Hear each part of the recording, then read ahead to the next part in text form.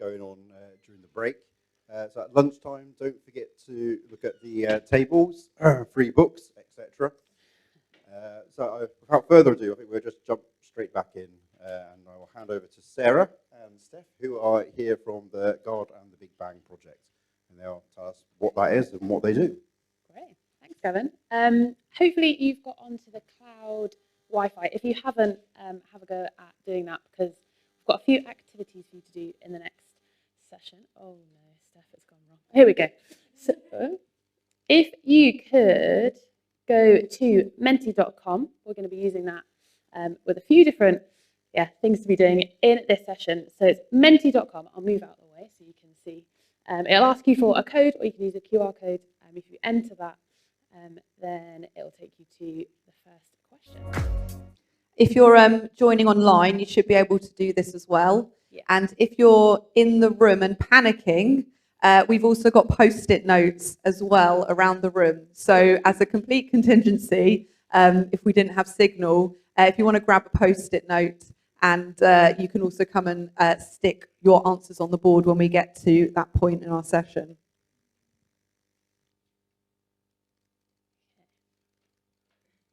So once you have got there, the code will stay at the top of the screen the whole time. So if anything goes terribly wrong, that's how to get there. But just a warm-up question to get you used to using Menti, how it works. Question for you: how many schools do you think there are in the UK? So that's including nurseries, primary schools, middle schools, and secondary schools. Take a guess. How many? The whole UK. The whole UK. All the nations. Yeah. Steph was very insistent that it had to be the UK, not England. Representing the devolved nations over. Oh, interesting.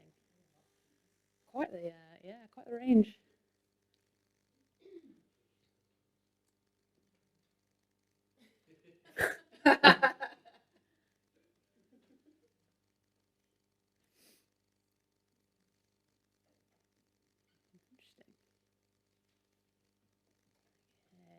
Just give you 30 more seconds to have a guess or get onto Menti if you're still getting to that point. The code is just at the top of the screen, menti.com.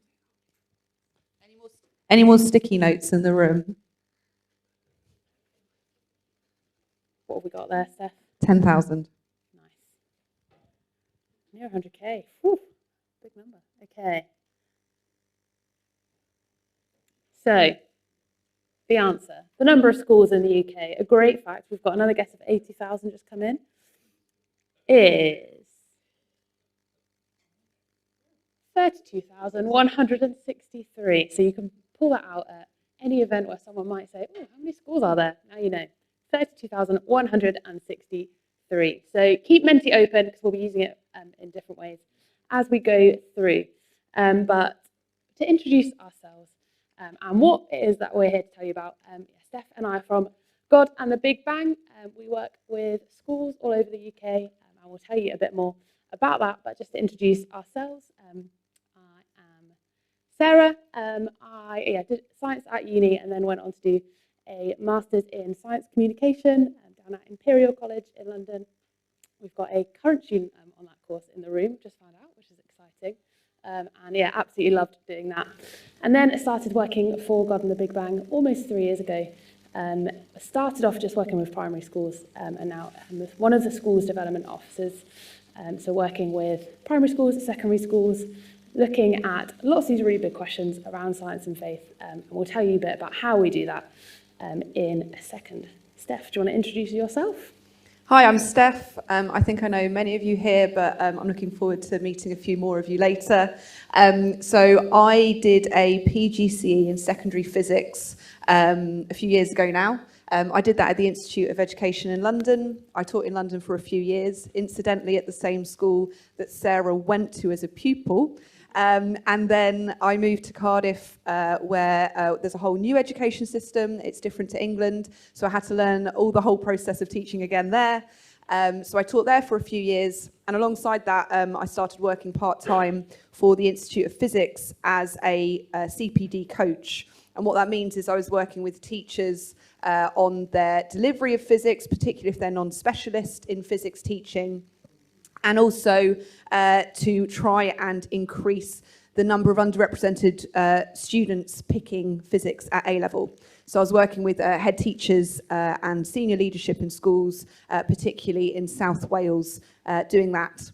And then more recently, I was working for CiS, Christians in Science, as the development officer. I've just finished that about 5 weeks ago to join the God and the Big Bang team.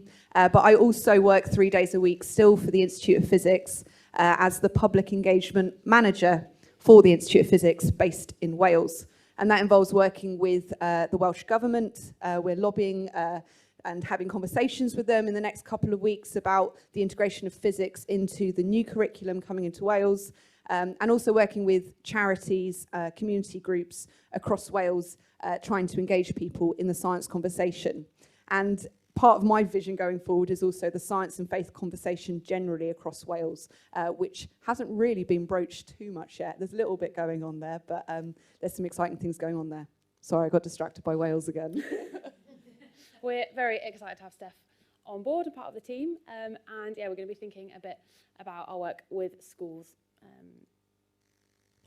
Okay, so the first thing we want to ask is, what is the actual problem with young people? We want to get some guesses from you, which Sarah's going to lead on, asking you some questions that we have posed to some young people that we work with. So, first question. So back onto Menti, get your devices back on if you aren't already. So we do surveys in a similar way to the guys from a class with church leaders. We've been surveying young people in the work that we do with them and ask them a few different questions. And so this is your first guess to make. This is looking at Year 5 and Year 6 students. So they're kind of 9 to 11, if you're not familiar with those kind of age brackets. What percentage would you guess agree with this statement that science can support faith? So have a guess on Menti. What percentage of 9 to 11-year-olds would agree with that? If you're joining online and you haven't got yourself onto Menti, you might want to pop some suggestions in the chat as well. Interesting. So this is from about 42 different schools that we visited over 2018 to just the start of 2020, before we couldn't go to many schools at all for the rest of that year. So it's just over 2,000 students that we've collected this data from. You can see a few guesses coming in. Give you a few more seconds to do that.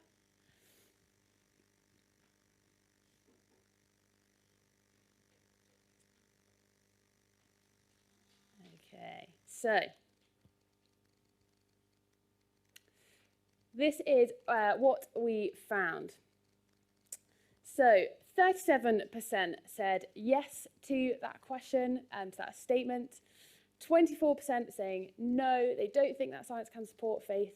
And yeah, most of them, rather than any of those, were just unsure. So this quite young age group, pretty unsure whether they would agree with that or not. We asked the same question to Year 11 students. So this is 15, 16-year-olds, so towards right at the end of their schooling.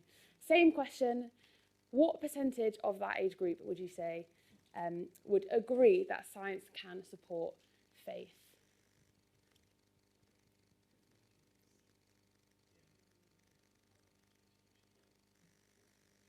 It's interesting to see this compared with the last one, because we've got a cluster going lower and actually a few people moving higher as well.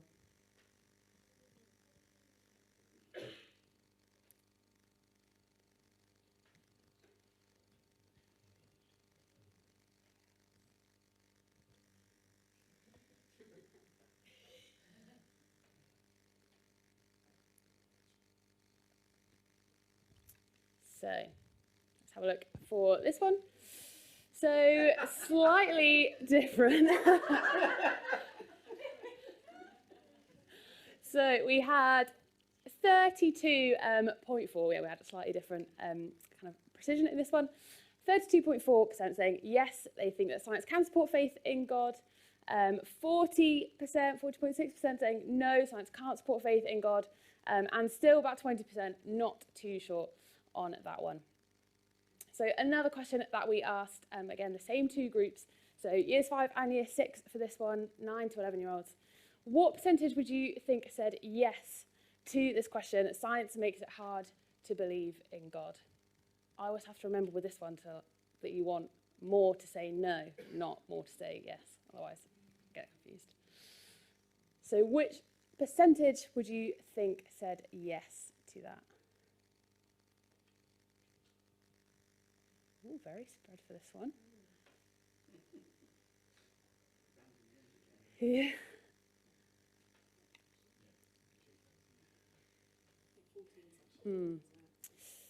So, 43% saying yes, science makes it hard to believe in God in years 5 and year 6. 32% saying no, and again 25% unsure on quite where they stand on that. And last question for you for now. Again, so back to year 11, 15, 16-year-olds. What percentage of that age group would you think say science makes it hard to believe in God?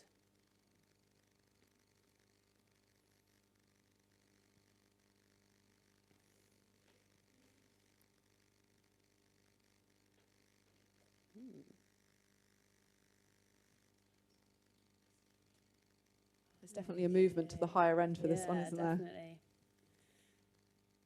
Okay, so for this one, just under 56% saying yes, science makes it hard to believe in God.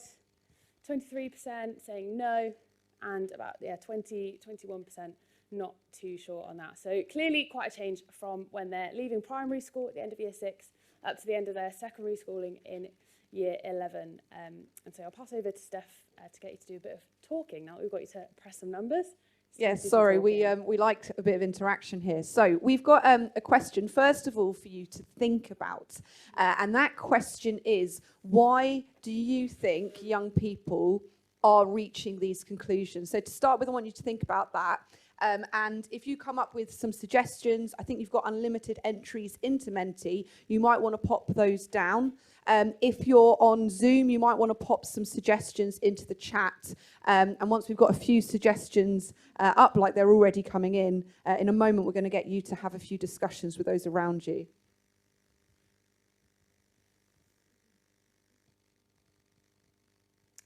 should have some background music, Steph, shouldn't we?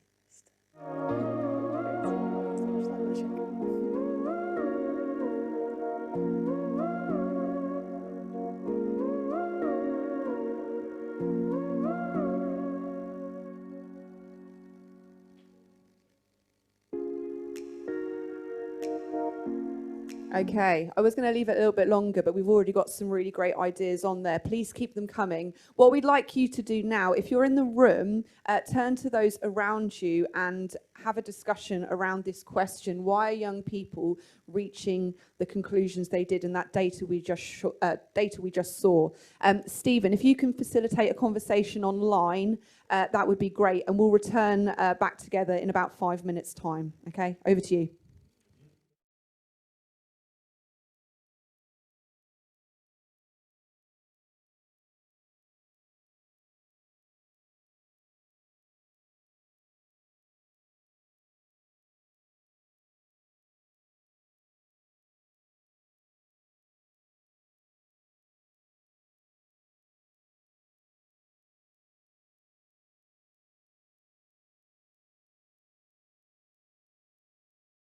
Conversations to a close.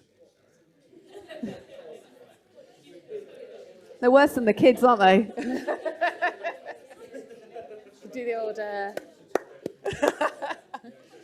Great, thank you. I'm just going to pick on a few people, I'm afraid.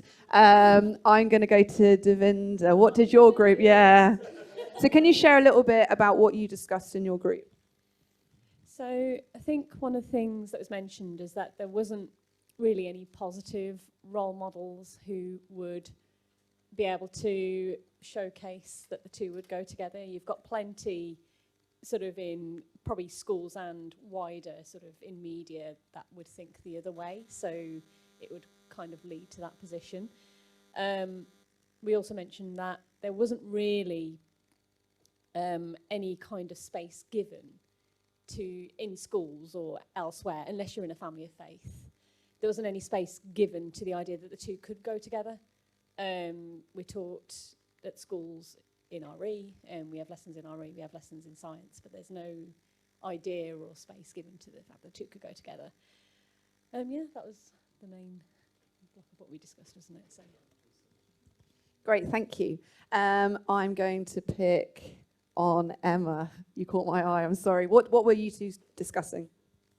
Yeah, so we chatted a little bit about like the culture of being a teenager and it being, that one about like rejecting what your parents have told you, moving away from like fairy stories and being like, oh no, I now reject everything, and science is like a cool grown-up thing to believe in. So yeah, they kind of pick up a rejecting things my parents have said comes with then my own exploration. And I guess science fits quite nicely with that.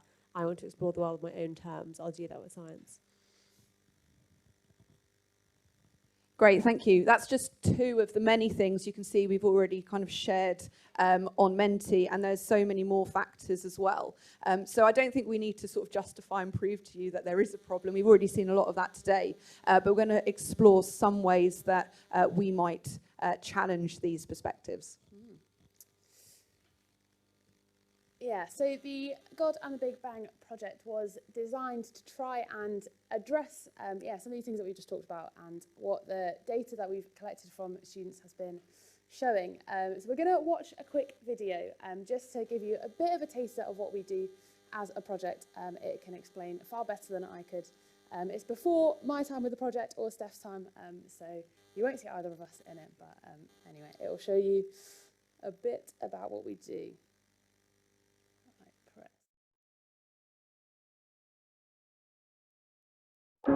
God and the Big Bang is an opportunity for children and young people to think about the ways that science and faith and more broadly philosophical questions might come together to create some surprising results.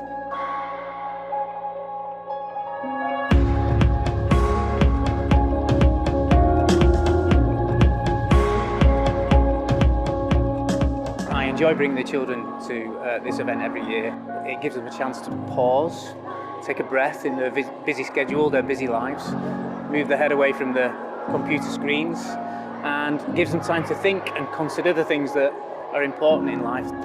And they hear from a range of experts and get a chance to pose questions that they've perhaps even never thought of before.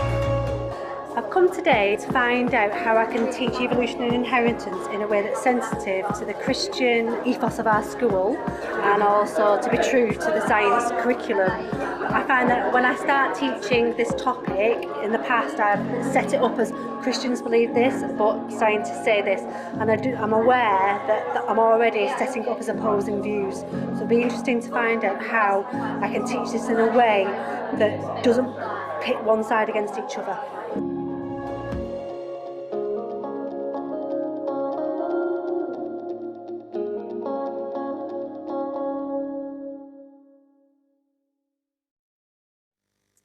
So maybe you saw some familiar faces in that little clip. We have a whole team of people who help us to come and deliver these workshops in schools who are all scientists of faith. So it's great that we can give students a kind of living and breathing example of the compatibility of science and faith.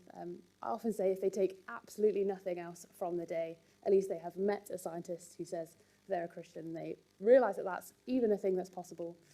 Obviously, we hope they get a little bit more out of it than that. But we go into primary schools and secondary schools and do whole days with a year group looking at loads of different topics that are really relevant to their lives, whether they're particularly interested in science or not. So things like AI and climate change and pandemics and medical ethics, things that they all have opinions and beliefs on, and we just give them opportunities to voice those with each other, and yeah, have debates, and often they get a bit lively, but that keeps things exciting for us.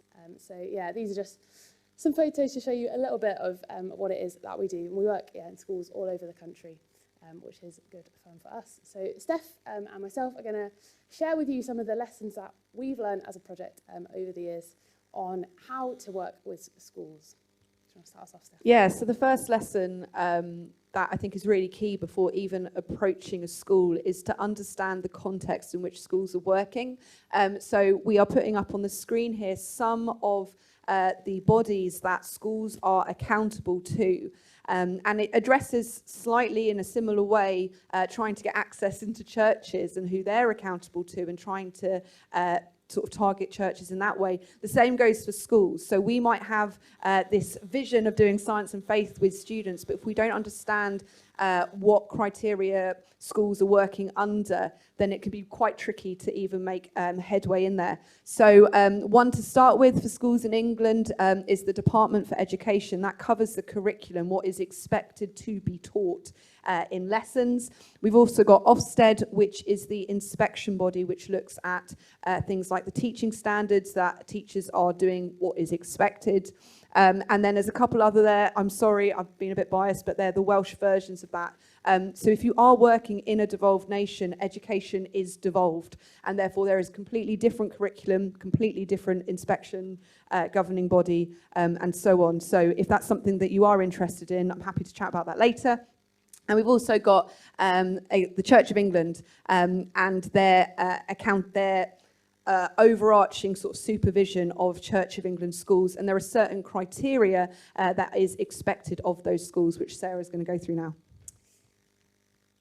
Yeah, so maybe if you are trying to work with a school, perhaps through a Scientists and Congregations project or something like that, obviously we're not just going into schools to help them do well in their inspections, but in a kind of world where schools have time pressures and budget pressures, particularly post-COVID, catching up, it can be really tricky to persuade a school to even let you through the door. And so just knowing a few of the key points where we know that we can help them out by talking about some of these topics, perhaps it just is helpful to know. So this is a mixture from the Ofsted frameworks, and then CiS, Steph mentioned, they inspect Church of England and Methodist schools as well in essentially how effective they are at being a church school. And so, yeah, don't read through the whole framework, it's really boring. So these are just a few of the key points. So pupils should be getting a spiritual, moral, social and cultural education. In all of their subjects, they should be looking at these different aspects.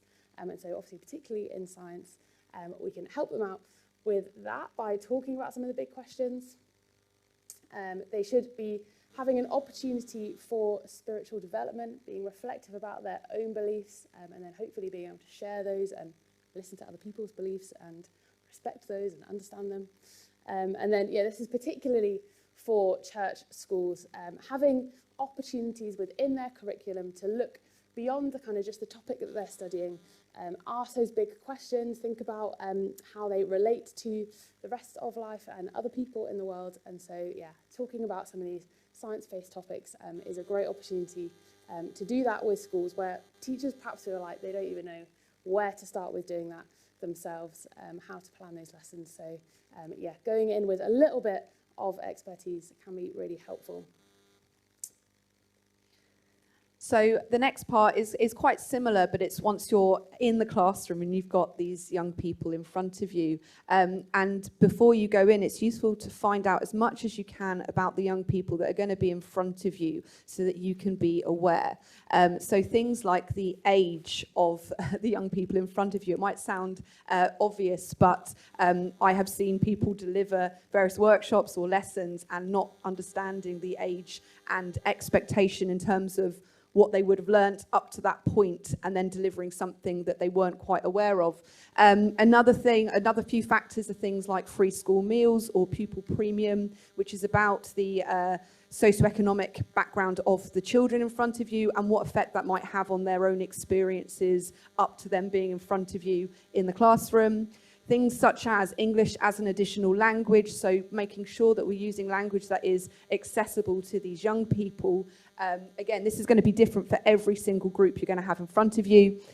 Maybe the cultural background as well. We went into a school recently, and it was a Catholic school, and so when we were going through our questions ahead of the questioning session, we had to think quite carefully about how we were responding to some of these questions to be sensitive and respectful to the experience that the young people had had prior to us being in there.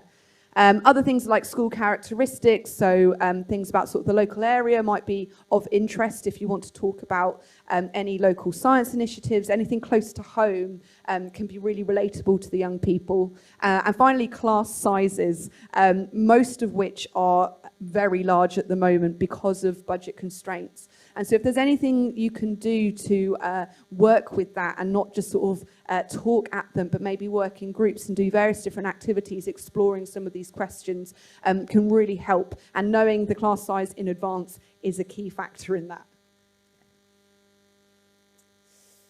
So another lesson that we've learned is thinking about what you're going to talk about. Is the subject that you're going in actually something they might be interested in or particularly engaged with? It can be really easy to go in with perhaps our own area of expertise, and we're really interested in that and love talking about it, but maybe for young people it's not the most engaging. It's not going to be bringing up some questions for them. And so we've just got a few examples of quotes from students that have kind of particularly engaged with a few different topics, or let us know what it is that they're really interested in. So things around the environment and climate change, clearly really of interest to young people. We know that for sure. If we didn't worry about the future, we wouldn't be making the changes we are now to try and reverse the damage we have caused to the environment.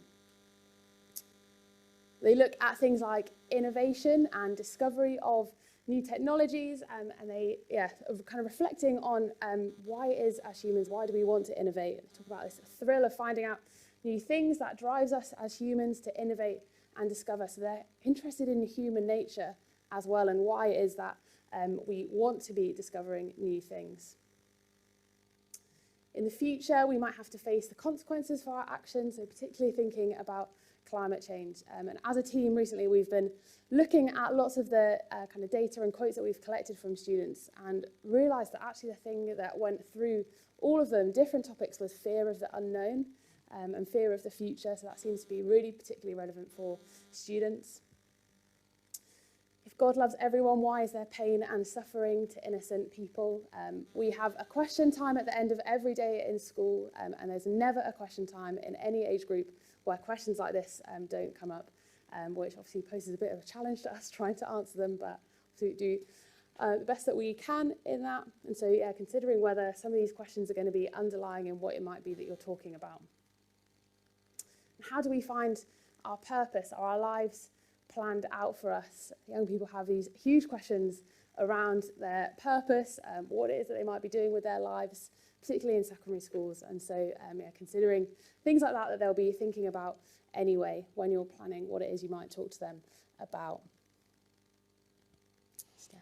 Okay, the next bit of advice in the lesson we've learned is about being open and honest.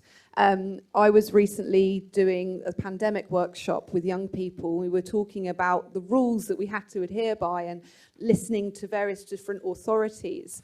And I gave the example, a personal example of the full lockdown where I was not meant to see anyone. It was just your household. You could go out and exercise for 1 hour a day. And one of my best friends turned up on my doorstep in tears. And the legal response, I'm admitting this on record as well, was to turn her away because that was the law. But I couldn't bring myself to do that. And I brought her in, we sat in the garden, we had a cup of tea because she was having such a hard time. And that was an example of me being open and honest with these young people and almost giving them permission to flex what they've been told and think more broadly and differently about various different experiences. And the other thing that we find really valuable is when we don't have an answer to a question. We don't try and find an answer to a question if we don't have it. So the great answer is, that's an interesting question. Buy yourself some time. What do you think? And actually asking what they think is a really good way to open up more discussion, more than just sort of going, I'm not sure about that, or that's a silly question, why did you ask that? Which can actually be quite detrimental to the child if you say anything like that as well. So asking them what they think the answer might be is a nice easy out, the one that I like to use. And then the last bit of advice is this, that your voice is not the most important in the room. Apologies for how blurry this is, but this is an image of something we like to do called a silent debate. And we put a piece of paper in front of a group of young people with a question, and we get them to debate by writing and arguing and debating and discussing with each other. Because we found actually we were going in and teaching and explaining things and trying to give them the information, when actually there's so much that they understand and already know, and we wanted to unpack and draw that out a lot more, because these young people, again, I was doing a workshop with some young people, and I didn't mention God at all. They were the first to mention God being a part of the discussion. And so drawing out those opportunities, letting them speak, let them share their experiences is incredibly valuable. And again, we want to demonstrate this in our next activity. Similar to before, we want to get you discussing this and talking, because we want you to share with us any experiences that you have with working with young people that you would like to advise the rest of the room. Or if you're on Zoom, you might want to share with the room and vice versa. So you might want to have a moment just to think and pop some thoughts and ideas onto Menti. And then we'd like to encourage you to have a further discussion with those around you about the best ways to interact and work with young people. Off you go.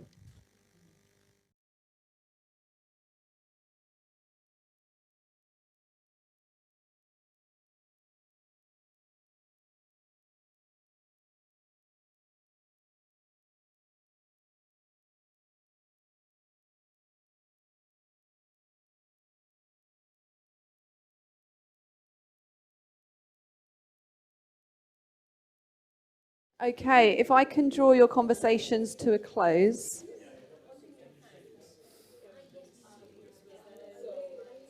And I'm going to pick on someone to share.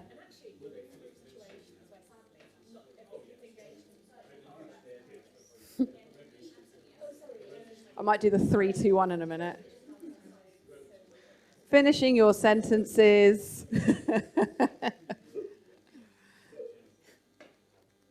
I never know if I should do the same thing with adults as I do with kids in a classroom. Maybe this should have been the time to... One of my favourite things I ever saw was a primary school teacher, very noisy classroom of year 4s, and they would just say, flat tyre, and the entire class would just go, shh. Yeah. I'm going to pick on Dave. Dave, can you share some of the things that you were discussing?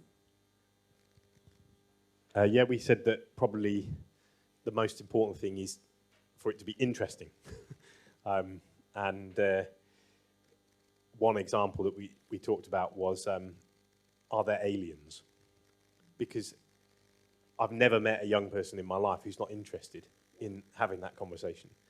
And then that conversation has loads of science in it, but it also radically depends on whether or not you believe in a God.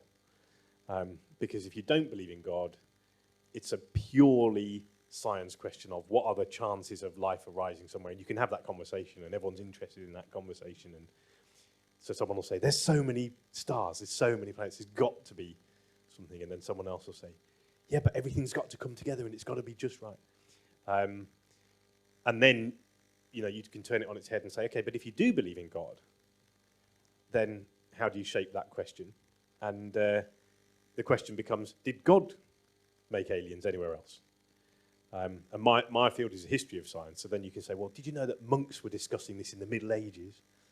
Did God make aliens?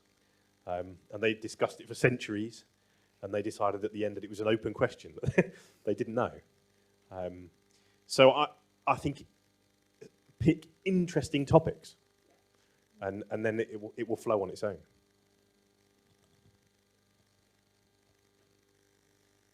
Great, thank you. And I really like what you were saying there about some of the questions that you were using to probe deeper, because actually that's one of our tactics when we're planning a workshop with young people. We think about what the next question is for them, what the next question is, because if you ask the right questions, that provides the right discussions. I'm going to pick on Ruth, sorry. Ruth, can you share what your group was discussing? I can't remember, there's too many interesting things happening at this conference, but one thing that I find it's quite obvious, you may want to project your voice, which is good if you can, but if you can be the loudest and most biggest, most dominant, I've had the last period on a Friday and you can still hold their attention, partly because you're new and partly because you've got the microphone in your hand. Just take a microphone if you give you one. It's an incredible prop and they'll listen. So be bold.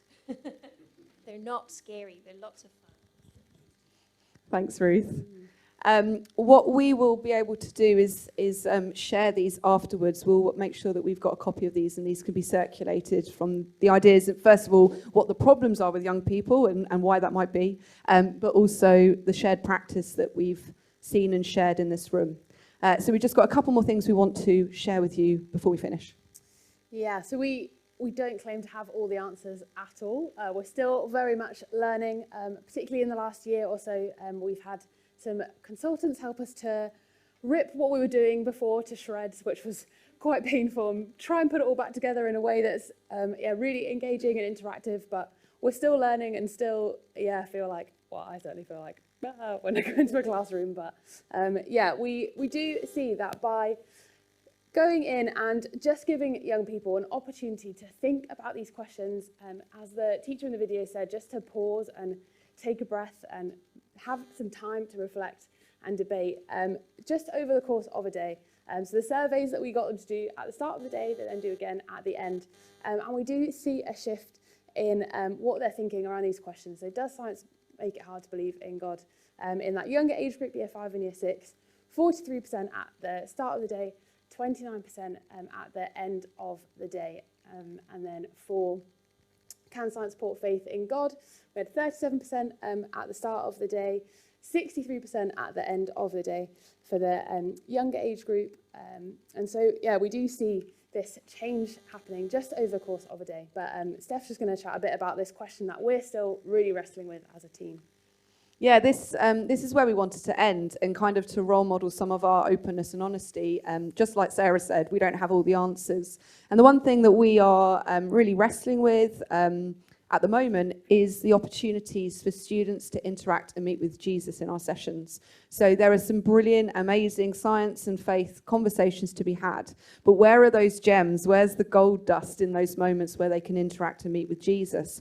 And that's what we're thinking about at the moment. That's what we're trying to draw out with some of the questions. Because if you are a Christian, if you're listening online today or you're in the room as a Christian, we know that they will have interacted. In fact, you might be their interaction that day with Jesus.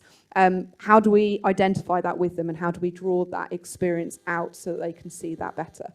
So that's what we're wrestling with at the moment. We'd love to have a chat with you later on today about this a little bit further.